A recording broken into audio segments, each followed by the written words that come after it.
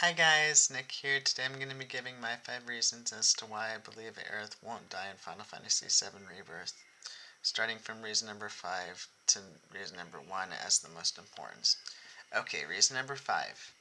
This is a remake, not a remaster. A remaster would be taking an old video game and enhancing the graphics and speeding up the load times for the game depending on the hardware system you're playing on.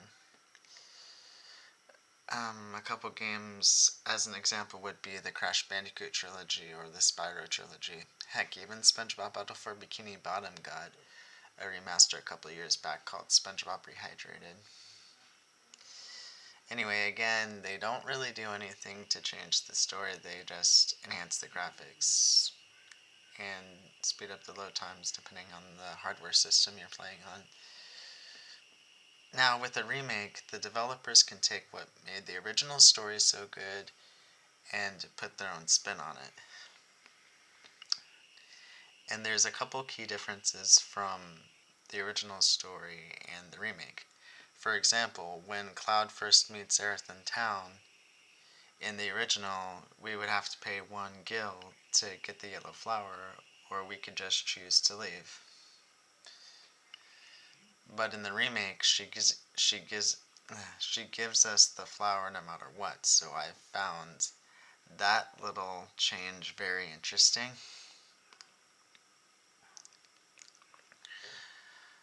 Also, Sephiroth isn't in the Midgar section, but I guess the developers for Remake wanted to really set him up as the big bad for this trilogy. So I felt it really worked.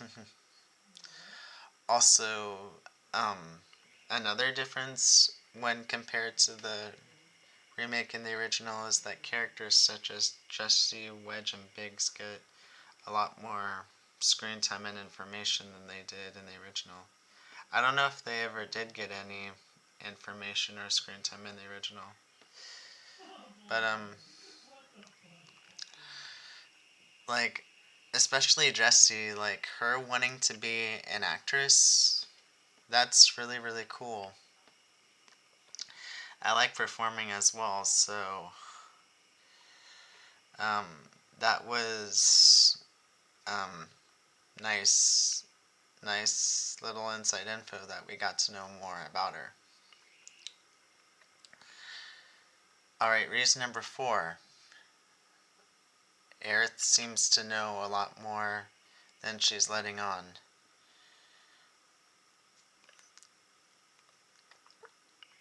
Um, for example, when we meet her again at the church in chapter 8, she she mentions him being a soldier, and she said that she guessed that Cloud was a soldier from the sword, but it's clear that she knows more than she's letting on, because the first time they met was just in the city, so how could she possibly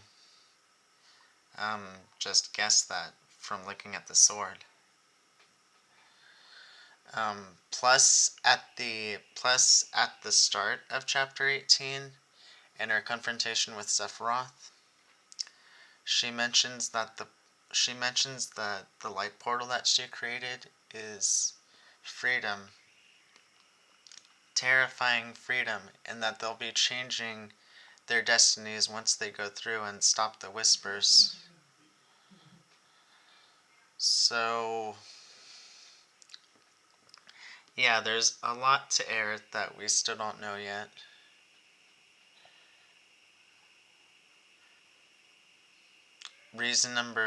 Now for my third reason.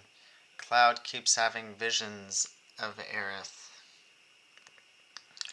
of her death. And now, to me, this is a big one because um, we met Aerith in chapter 1 very briefly, and And we got to do a couple fun side missions with her in Chapter 8 and getting to know her more. But then suddenly in Chapter 9, when she leads the way to a new town, he starts to have visions of her death. But why would he have visions of something that happens way later? Especially when he doesn't know her all that well. So I think the visions are going to help him possibly save Aerith.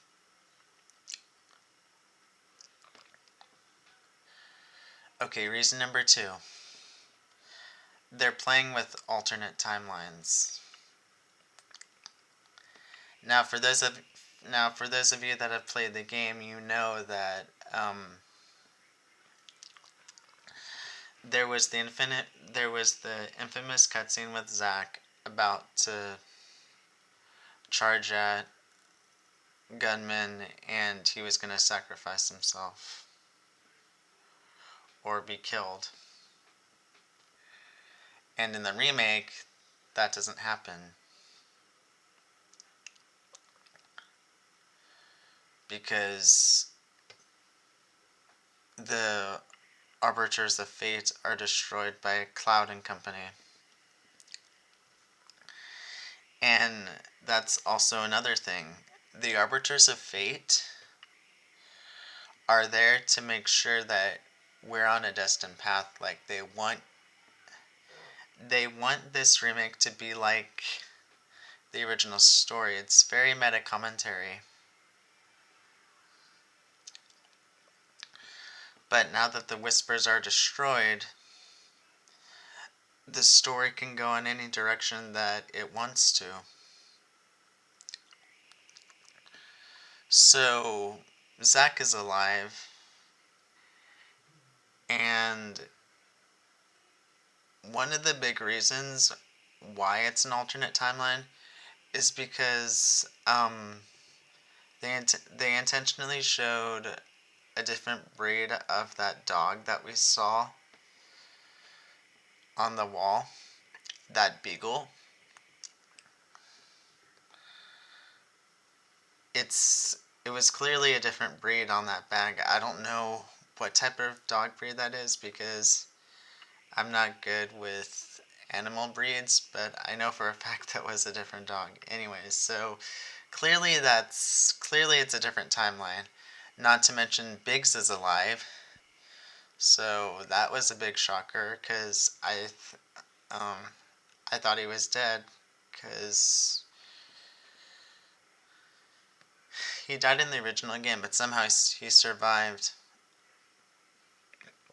So maybe that's alluding to the possibility that he may play a big part in part 2. Who knows? Only time will tell. They also alluded to the possibility of Jessie being alive due to showing her gloves, although it's a bit more ambiguous because they don't show her body. They only show her gloves, so yeah. I'm hoping she's alive though. That'd be really cool if she was. Okay, reason number 1, and this is the most important, as I said in the beginning. Reason number 1.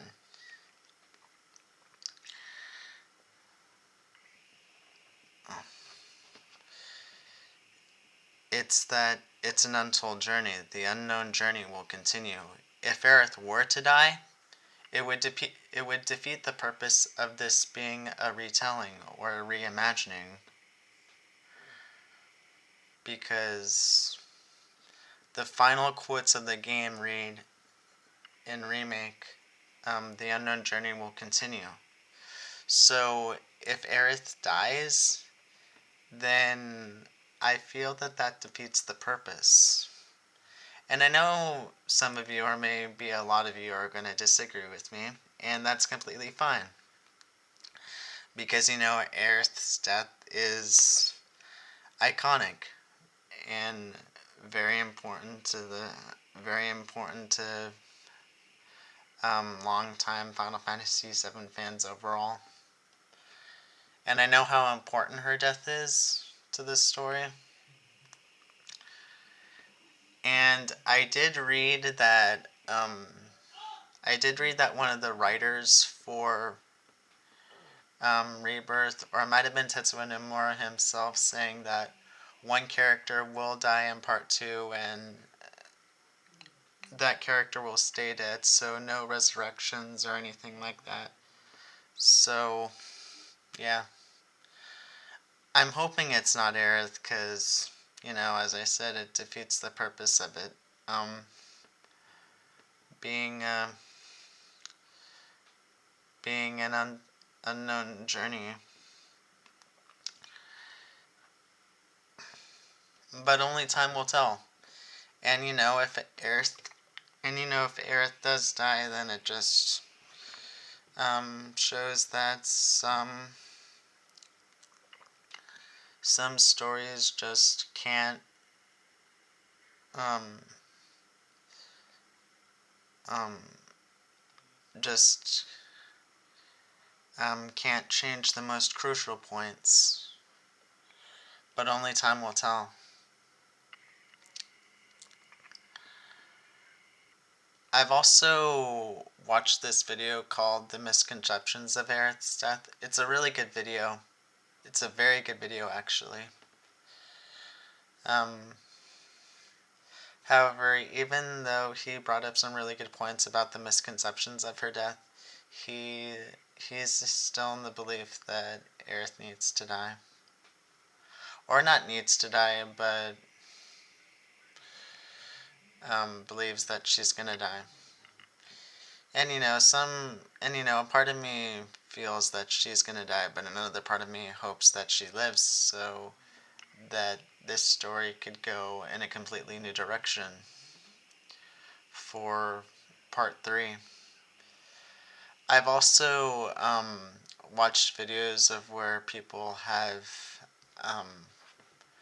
put how Aerith looks in the beginning from the remake and the original, how she's scared of somebody creeping up on her in the original, as opposed to how she has this feeling that a familiar presence is watching her. So the original Aerith could be inhabiting remake's Aerith's body. That could possibly be why she knows a lot, but